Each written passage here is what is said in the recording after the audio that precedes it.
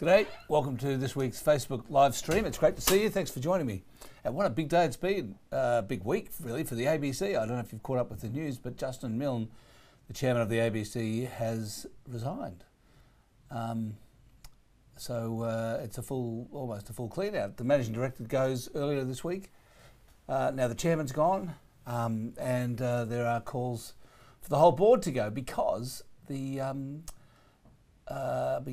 knew, like a week or two ago, that Justin Milne had in fact asked for, or told, or demanded really, that Michelle Guthrie sack Emma Alberici, but they had been standing by Justin Milne up until today. So I think it's a full-blown crisis at the ABC, no doubt about it. I've been at the ABC for a long time now, 24 years. Love the place, it's great. And I must say that if something good can come out of this episode, it is going to be that the ABC's independence is really now beyond any question. Everybody is now coming out, and in particular all the politicians are coming out saying that the ABC's independence is important. And there's now two inquiries going on, one from the Department of Communications and the other from the Senate. So they're all looking into it. I reckon the ABC will come out of this quite strong, really. Hopefully with a better managing director, better chairman, possibly with a better board, and certainly with more independence. So I'm actually feeling pretty positive about it. Not that it's got anything to do with constant investor or investing. Can't invest in the ABC, obviously, notwithstanding the Institute of Public Affairs continuing to suggest that the ABC get privatised. And I think it was the Young Liberals in Queensland, Young Liberals, who also put forward a proposal for the privatisation of the ABC, which will not happen. Definitely will not happen. Anyway, so that's dominating the news. I've got a political interview with the Canberra bureau chief for Fairfax on the Talking Finance podcast later today. So he's putting a bit of that into context. They've been really ahead of the game on this story. They broke the story that Justin Milne had sent that email to Michelle Guthrie saying that Emma Alberici should be sacked. So they've kind of been ahead of the game there. And Bevan Shields, the Fairfax bureau chief in Canberra and federal political editor for them, is on my Talking Finance podcast today, so that's probably going to be worth listening to. There's a few other good things in the podcast as well. But let's get stuck into the questions. We've got a few today, so thanks for that, and really good to talk to you again. Don't forget that this live stream and my answers are general advice. That's what we're licensed for, not personal, so it may not be appropriate for you. If you've got any questions as we're going along, please feel free to pop them in, and I will get to them if I can. Roz, first question is from Roz. Build to rent is supposed to be going to be big eventually. Are there any shares we can now buy to get exposure to this? Mirvac would be one. Are there any others?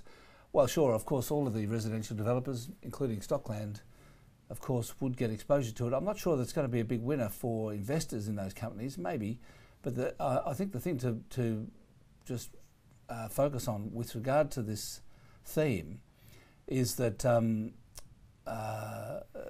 is just the difference. When people talk about build to rent, build to buy, what they're talking about is the difference between Australia and America. Australia, which is quite unusual around the world, actually, this is the point, it's not just America, but it's everywhere.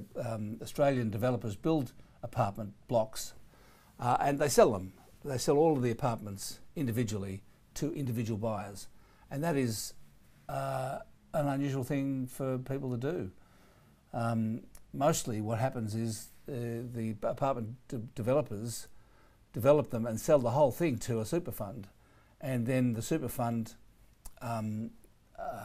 rents them out. So what you have is much more renting of apartments in particular in Europe and America, and the owners of the apartment blocks are not the individual residents of the apartments, but super funds generally and other big investors. And so for the developers, it's probably a good thing if we move towards that sort of model of build to rent instead of build to buy, because it's less risky, and certainly the case that, you know, if you don't have to sell each apartment to individual buyers, then you know, you get to sell the whole thing to a super fund. Then that's clean, much less risky. But I don't think you get as good a price. That's the problem. I think there's a trade-off between risk and price here. That when you sell to individuals, you're selling off the plan. Individuals are less, you know, don't drive as hard a bargain, and perhaps as a big super fund would. So, you know, you're not going to get as big a price, but it's less risky. So look, in net terms, I don't think it's going to be some sort of bonanza for Mirvac and Stockland, but I think it probably, you know, will be good for them in the long term because it'll produce less risk, and that assumes that it actually happens, which isn't necessarily the case. I mean, you know, we've got a pretty well entrenched culture in this country of everyone buying apartments for themselves. The reason I think there's talk of us going to a build to rent model in Australia is because of the plan to change negative gearing. The reason people obviously buy these apartments, particularly as investors, is for negative gearing, and then they rent them out obviously themselves. So the ALP's change to negative gearing is to just take it away from existing dwellings, not new ones, which in theory at least won't make a difference to the build to buy as opposed to build to rent thing, because people buying new apartments from developers will still get access to negative gearing. So it may not be that dramatic a change. Maybe over time there'll be a shift to build to rent, but you know, I suspect it won't be dramatic, because the change to negative gearing isn't the full banning of negative gearing or the dropping of negative gearing, but only shifting it to only to have negative gearing on new apartments, which is kind of what the developers are still on about. So I suspect it won't change that much.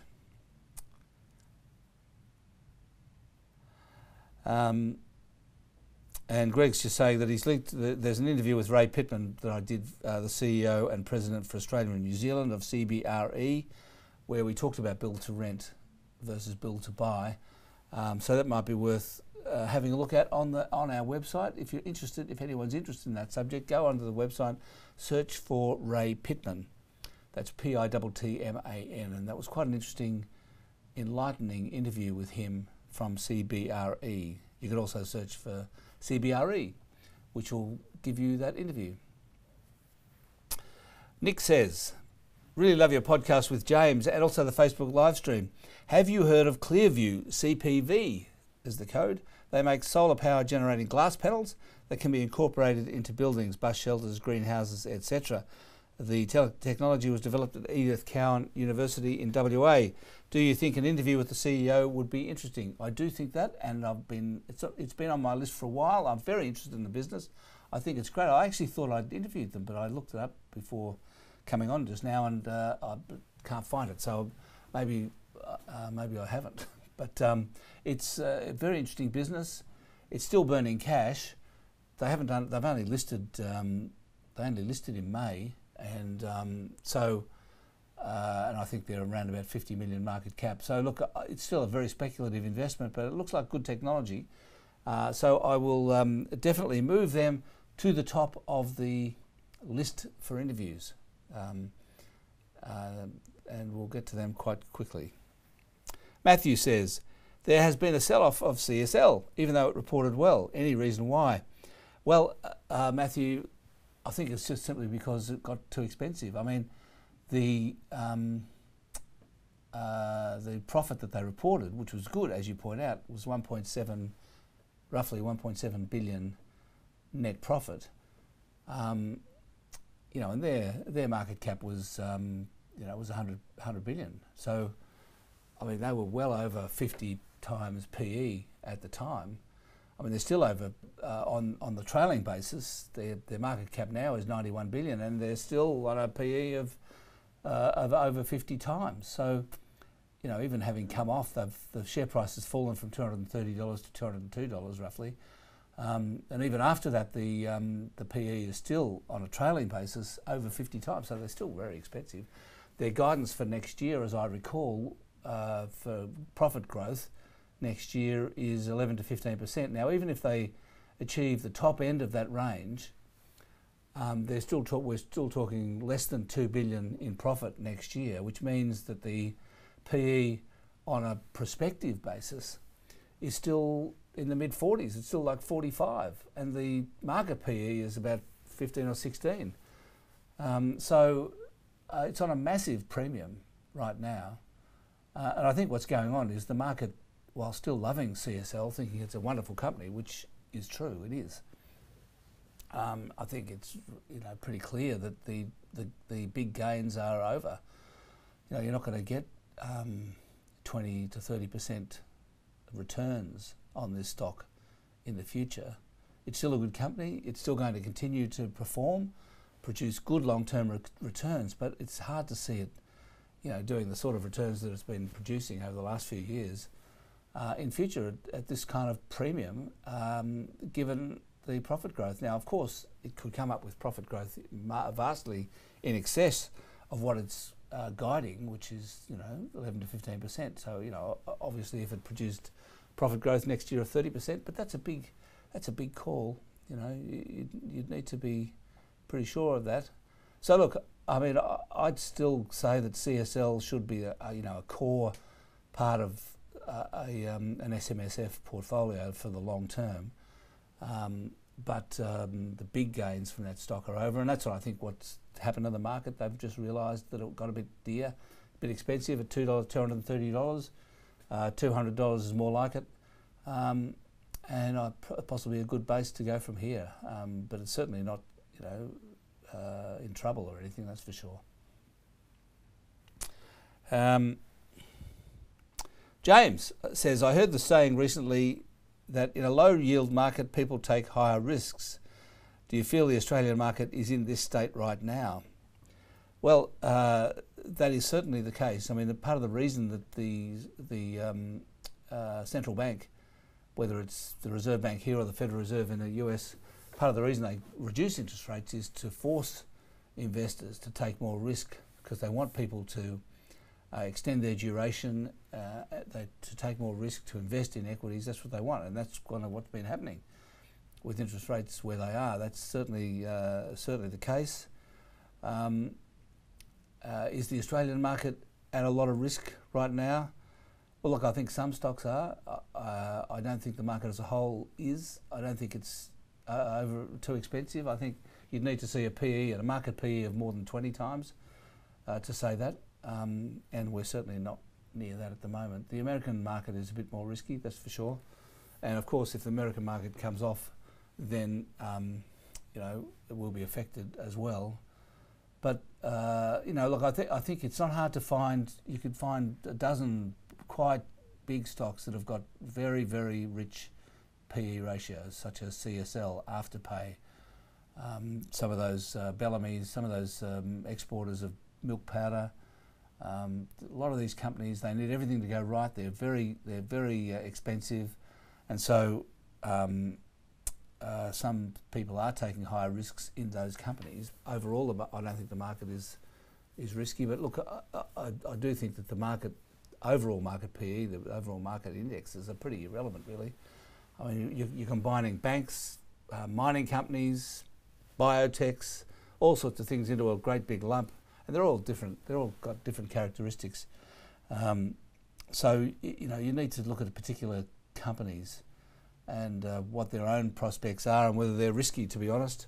Now, the other thing to note is that those stocks that I've been talking about that are quite expensive, what you might call the market darlings, they are not really alternatives to yield. When CSL's yield is 1.3%. So it's not as if people are buying CSL because of the dividend. They're buying it for capital growth.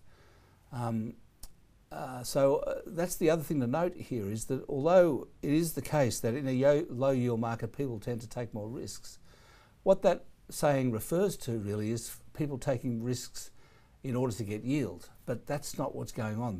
They're taking risks to get capital growth. The yield stocks are still okay on the whole. I mean, you're talking banks, Telstra, and so on. They're all in trouble in many ways. And also the mining companies are starting to turn into yield stocks as well. I don't think we're seeing a lot of higher risks being taken in pursuit of yield. It's more in pursuit of capital gain. Neil says, what's your opinion of managed funds such as Loftus Peak, Fidelity, etc.?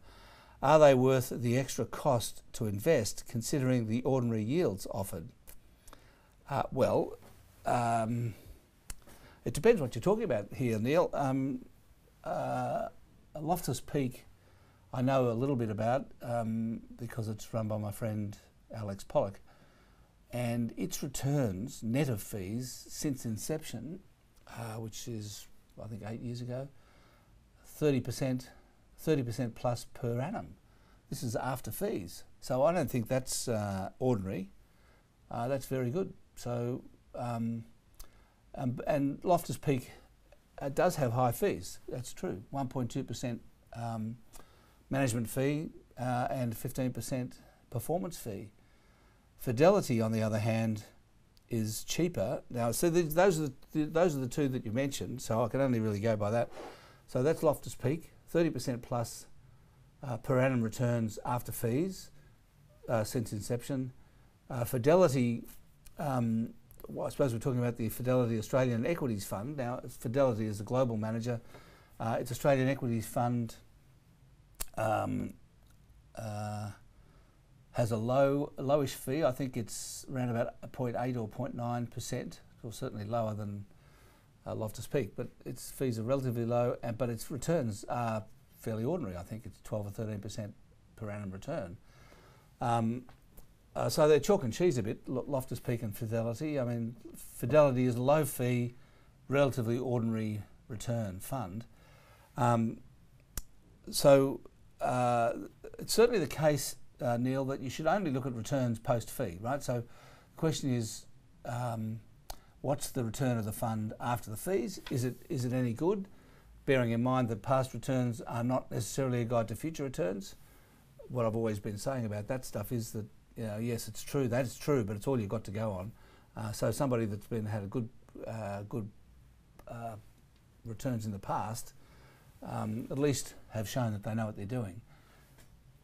But it is true that you can't rely on that for future. I suppose I am in favour of, I used to be against performance fees.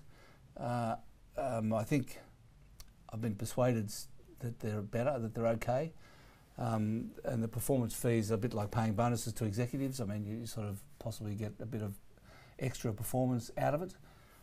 So I don't have a problem with performance fees as long as the hurdles are okay, that the hurdles are not too low, and the performance fees aren't too great. But as long as the returns after fees are okay, then I think they are worth the extra cost.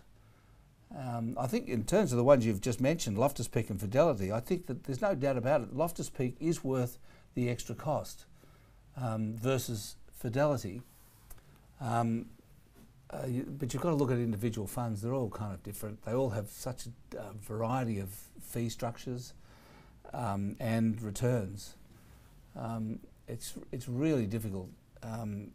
I think it's one of the worst things about the Australian setup, and it's not just Australia, I guess, is that it's very difficult to properly compare fund managers. I wish I could come up with, I've been trying to find a way to come up with a site, a comparison site for people to use so that you can compare funds properly, what the returns are, what are the fees, what are the performance fees, that sort of thing.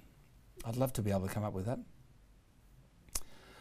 Jamie says, I've noted in the last few live streams more questions about investing in lithium due to the expected automotive take-up. The research I have done has put me off any direct investment in lithium. However, I'm more open to other rare earths required for electric automation. Very interesting, Jamie. Would it be possible for the benefit of other listeners to get John Cadogan from Auto Expert to give his views on the future of automation. It certainly would. I've never heard of John Cadogan, but I'll certainly get in touch with him and get him on. If you reckon, Jamie, that he's worth having, then I'm sure he is. So I will do that. You go on. Jamie goes on. Toyota, Honda, Hyundai, Mazda and BMW through Toyota are all looking towards hydrogen. And with CSIRO's amazing research to make hydrogen safer to transport, this could be a game changer. I agree, Jamie, and I've often said with regard to lithium, the problem with lithium and investing in it is that the technology is moving so rapidly that we could wake up one day and find that it's suddenly become obsolete, not being used. I would say though that there's going to be a lot of batteries, home batteries for electricity consumption, possibly big, large-scale grid batteries as well. There's a variety of technologies for those, but lithium seems to be also, the main thing there. So, I think it's possible that cars will end up being hydrogen driven, I guess. It's very difficult to tell. That's the problem. There's definitely risks in relation to lithium and going with electric battery cars on that basis. And I agree with you that automation is a really interesting theme, no doubt about that. Eleanor says, looking up the course of trades when checking a stock price, can you explain why so many trades on the stock exchange are done after the market closed at 4 p.m? Often these are done at prices which are higher or lower than the last price at 4 p.m. I think it's crazy, Eleanor, to be honest. I mean, I had to learn this the hard way. I used to, doing the ABC thing, I thought the market closed at 4 p.m. This is when I first started doing it 10 years ago. The market closed at 4 p.m. I'd get the prices at, a couple of minutes past 4 and put them into my slide to show on the news. And I found all the time that the prices had changed by the time the market closed at 10 past. I thought it was crazy. So that period of 10 minutes is a real thing, and they do continue to trade during that period of 10 minutes, even though the market is supposed to finish at 4 o'clock. I'm just trying to look up there's a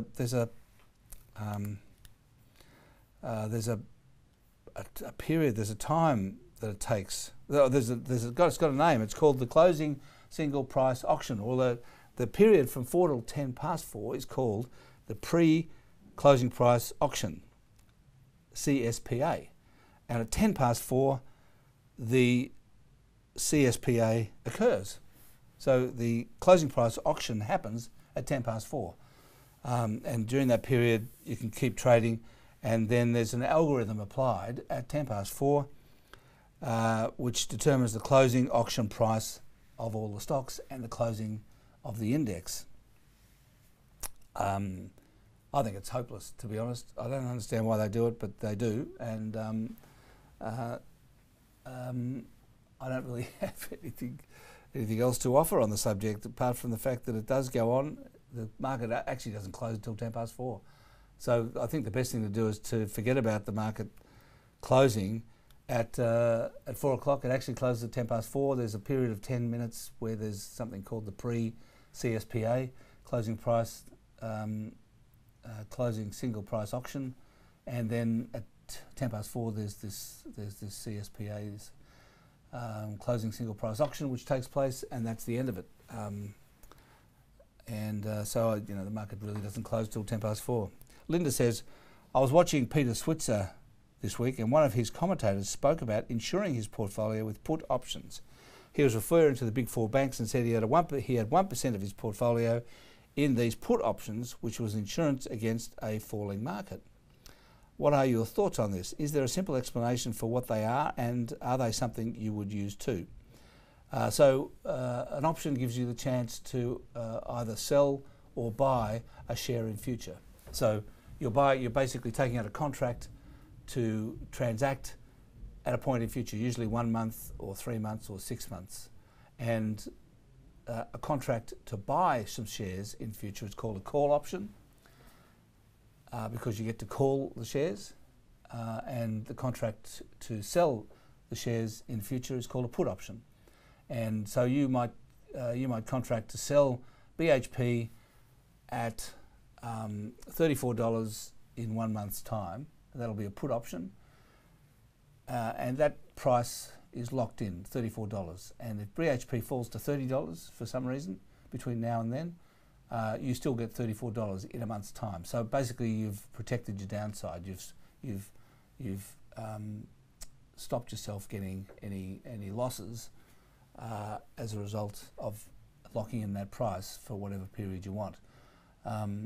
So they're a good idea. The only problem is that they're expensive. The price of them depends on the state of the market at the time. So the options are in a sense auctioned, so that you have to pay the market price for the option. So you have to buy an option, whether it's a put or a call, and you've got to shell out for that. And it basically reduces the return on your shares. Now, I personally don't use them. I'm more of a long-term investor, so sure, the market's going to go up and down. I get that. Obviously, if the market did another GFC and fell 50%, I'd be sorry that I didn't have put options. That's for sure. But on the other hand, I don't think that's going to happen. So I'm kind of okay with it. So look, because it just reduces your return, that's the problem. I suppose it depends a bit on how concerned you are, how worried you are, and whether you need to sleep at night, and to have that take out insurance. Like all insurance, it's expensive.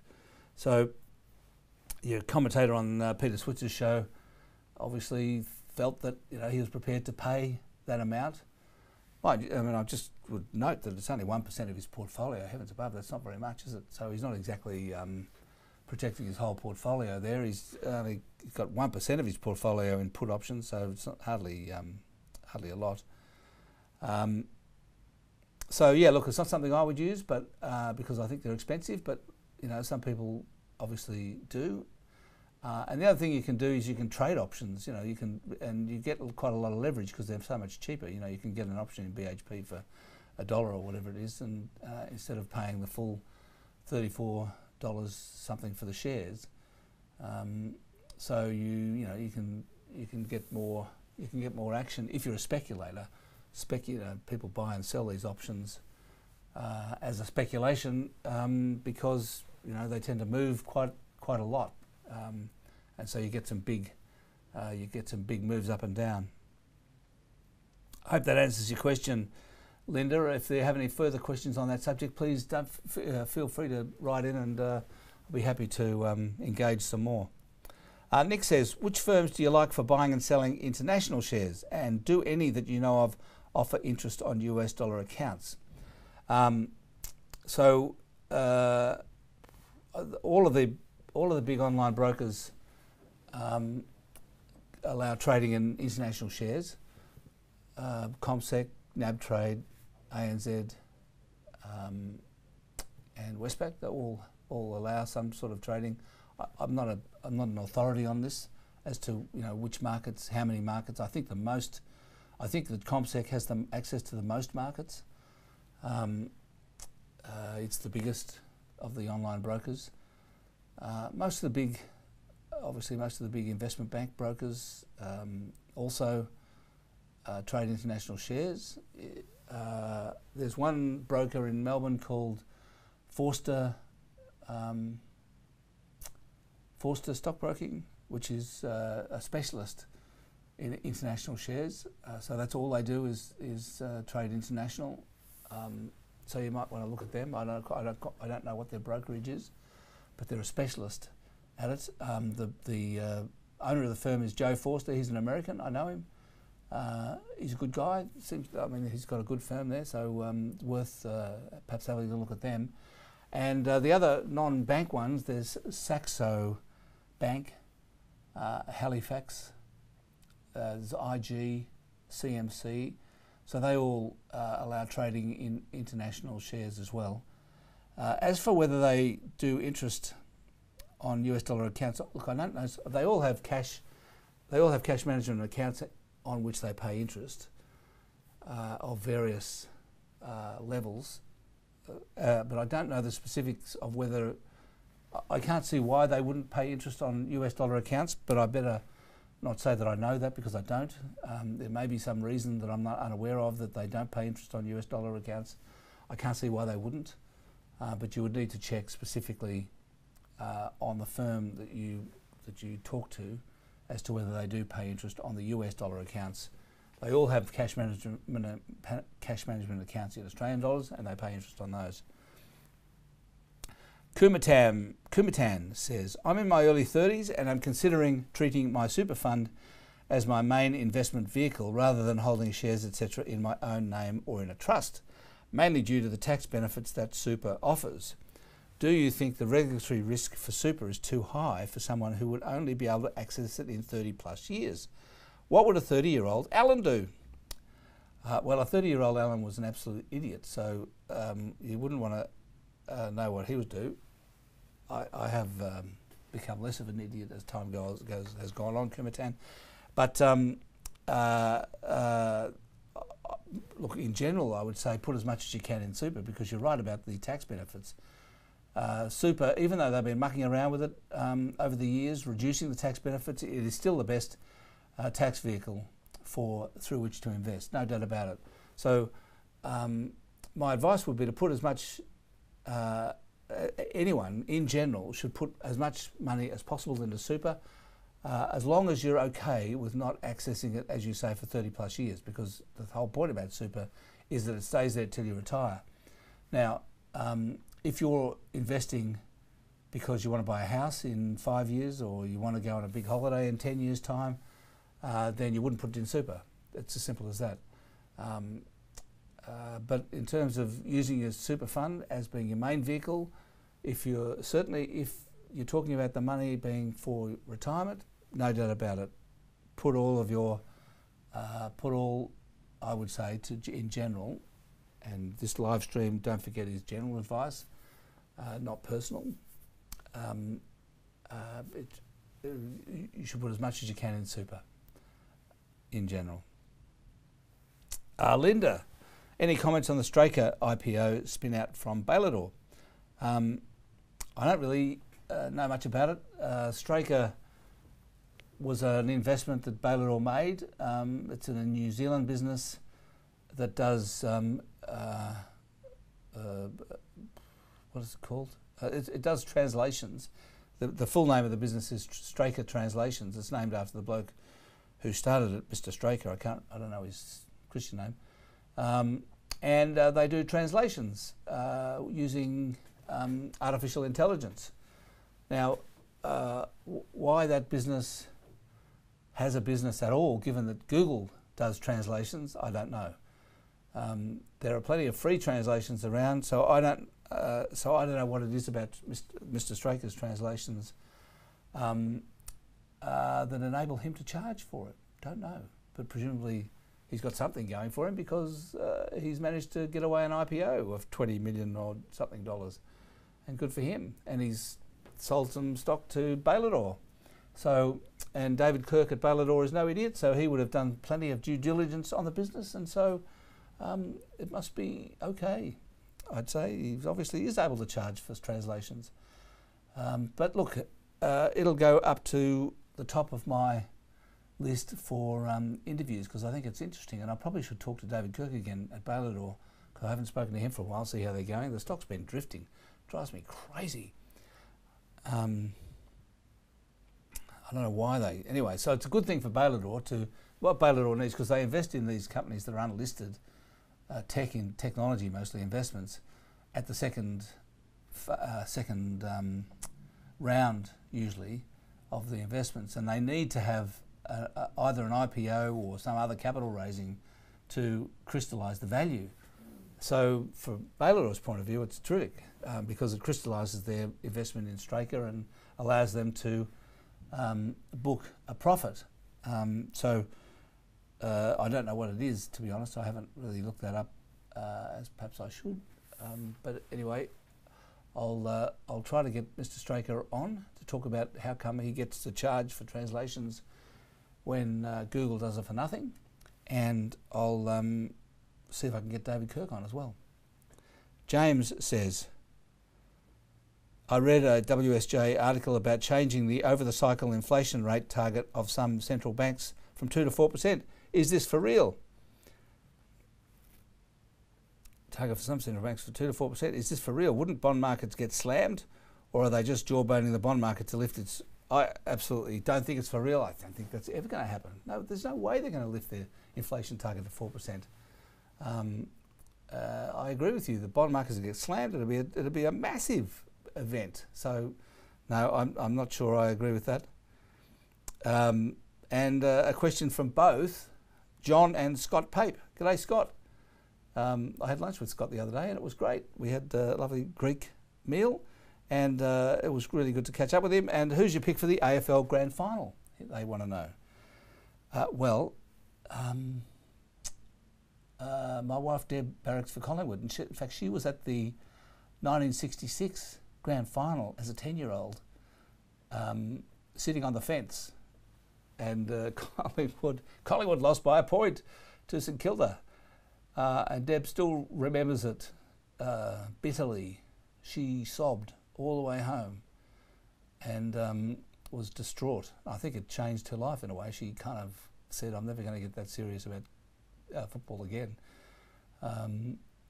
But here we go. Collingwood's back in the grand final. So the Kohler Forster family will be sitting around watching the grand final barracking for Collingwood, which is a painful thing for me, I must say, being a Essendon supporter and the traditional enemy. But there you go.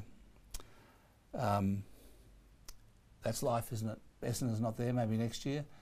But I must say, it could go either way. They're both pretty good teams. West Coast was incredibly impressive against Melbourne last week, I thought. Really, I mean, Melbourne were hopeless, let's face it, but, you know, West Coast were great. So I mentioned Talking Finance. We've got that coming up later today. We've got Bevan Shields from the Fairfax. Gerard Berg talking about China and the impact of the trade war on China's economy, which is very interesting. Julia Lee talks about the impact on the market of the Fed decision last night. I haven't mentioned that today. The Federal Reserve raised interest rates overnight, of course, as expected, but there were some changes in the statement which were most interesting, and I'll be developing some of those themes on Saturday in the overview. And Ben Grubb talks about the new legislation from the government on encryption, to break the encryption, to get a back door into our phones and our social media. So that's kind of interesting as well. Now, tomorrow we've got the interim report of the Royal Commission, the Banking Financial Services Royal Commission, which will be a big deal. I'm told that the report's due to come out just after lunch, about 2 o'clock apparently.